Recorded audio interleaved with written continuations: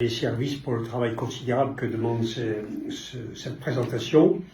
Et puis dire simplement que, en réalité, au fond, il n'y a aucune amélioration structurelle de la situation de la ville. Et d'ailleurs, je rends hommage à l'adjoint aux finances qu'il a reconnu tout à fait honnêtement dans sa présentation à la fin.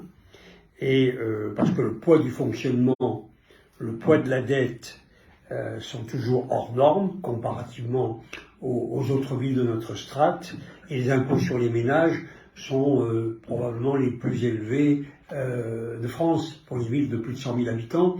Donc on a toujours on est mauvais sur les trois critères. Et ça, le compte administratif ne le modifie pas. Ça a été dit, je ne vais pas revenir sur tous les chiffres. Bon, il y a une hausse de la fiscalité dont vous avez bénéficié. Moi, j'ajouterais qu'il y a les recettes sur les services que payent les Grenoblois, plus 3 300 000, ça c'est les Grenoblois aussi qui le payent, donc ils sont de plus en plus matraqués. Mais puis il y a toutes les recettes conjoncturelles, toutes les ventes de bijoux de famille. Depuis, on a vendu la société d'économie GEG, on a vendu la compagnie de chauffage. Pardon, mais toutes ces richesses que nos municipalités avaient créées contre vous, au passage, il faut quand même le rappeler, et qui rapportent gros. Je pense, GEG, il faut quand même rappeler que c'est 30 millions d'euros de recettes vendues à la métro et 1 million d'euros qui tombent dans le budget chaque année pendant des années et des années. Donc, mais toutes ces recettes conjoncturelles de vente de bijoux de famille, évidemment, elles répondent à des dépenses structurelles qui ne résolvent aucun des problèmes budgétaires de la ville. Et c'est pour ça d'ailleurs que moi j'inscris l'opération Grenoble Habitat dans cette opération-là.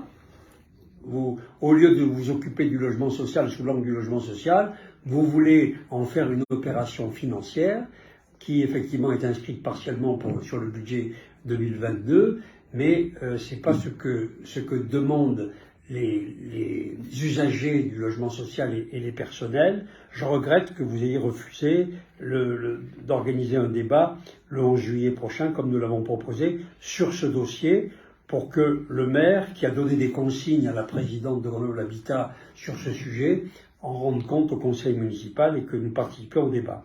Alors, cette course à la recette exceptionnelle nous inquiète parce qu'elle démontre à contrario que vous ne voulez pas modifier la gouvernance de la gestion municipale et donc que vous reculez le moment où il faudra traiter les questions de fond. Je ne comprends pas les chiffres sur l'investissement qui ont été dits par Mme Sénat-Tiempo et par Émile Chalas, on les connaît. Mais moi, ce que je voudrais dire, quelle est la traduction de cet investissement en panne à Grenoble? La traduction concrète, c'est 2 piscines fermées, celle des Iris et celle de Vaucanson. Voilà pourquoi il n'y a pas de... On dit ça baisse les investissements, mais qu'est-ce que c'est les investissements?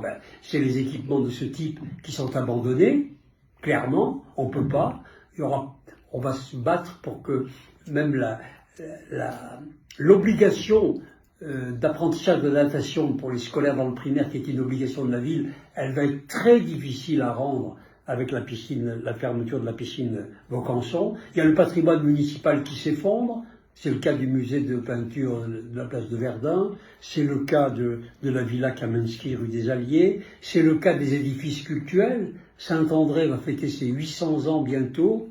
Il faut voir l'état de ce patrimoine. Saint-Louis, c'est pareil, donc les arbres poussent sur le clocher, c'est la végétalisation de la ville, mais c'est très dangereux évidemment pour l'intérieur. Tout ça, c'est parce qu'il n'y a plus de moyens d'investissement. Qu'en est-il de la Tour Perret, puisque le projet d'investissement prévisionnel est passé de 8 à 15 millions d'euros? On n'en entend plus parler, il y a eu beaucoup de conférences autour de la rénovation de la tour, mais rien. Je préfère citer des cas concrets plutôt que des chiffres de baisse d'investissement, parce que je pense que c'est plus parlant. Alors, moi je voudrais simplement, pour ne pas reprendre tous les chiffres, dire que vous disposez de l'état des lieux, monsieur l'adjoint aux finances, du compte administratif 2021. Vous êtes dans la préparation du budget 2023.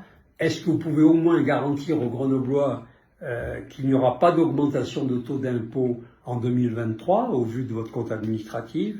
car nous craignons que toutes ces recettes exceptionnelles, y compris fiscales, vous donnent de mauvaises idées pour essayer de maintenir ce niveau de recettes, que vous vous dirigiez vers une augmentation d'impôts. Si vous nous rassurez déjà sur ce point, ce sera un point d'acquis. Ça ne résoudra rien pour les réformes de structure qui un jour devront arriver, surtout si les taux d'endettement augmentent, qui devront arriver inéluctablement.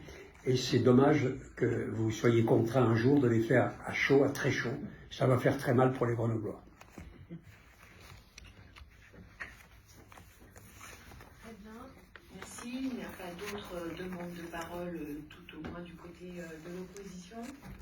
Monsieur Sabri, si vous voulez bien commenter, répondre ce qui vient d'être dit. Oui.